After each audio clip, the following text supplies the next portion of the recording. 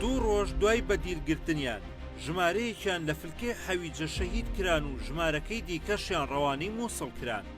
ئەمە نوێترین زانیاریە لەبارەی چارەنووسی ئەو 21 پێشمەرگە دیلەی بەرەبەیانی ڕۆژی 30 کانونی دووەمی 2015 و 8 ساڵ پێش ئێستا لە ناوچەی مەکتەب خالید دوای شەڕێکی تاقەت بڕوکێن کەوتنە دەستی داعش.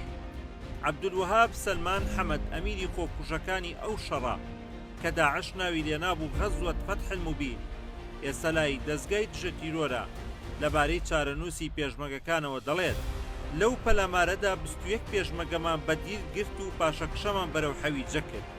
دەشڵێت سەرەتا دیلەکان خرانە قەفەزەوە بەناو بازاڕی حەویجەدا نمایش کران.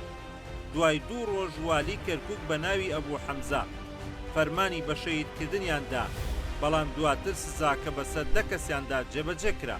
ئەو ئەمیرەی داعشدان بەوەدا دەنێت کە مامەی کردووەتە واسیتە تاوەکو بتوانێت بەشداری لە شەهیدکردنی پێشمەرگەکاندا بکات. بەدەستی خۆی کاوە محەممەد و مەریوان مەولودی شەهید کردووە. بە وتەی ئەو 11 دیلەکەی دیکەیان ڕەوانەی مووسڵ کراون. دوای 8 ساڵ هێشتا چارەنووسی پێشمەرگە دیلەکان نادیارە. دەیان گۆڕی بە کۆمەڵ لە حەویجەدا هەن و هەڵنەدراونەتەوە. خەڵکی ناوچەکە ئامادە نین کەمترین زانیاری لەو بارەیەوە بخەنە ڕوو.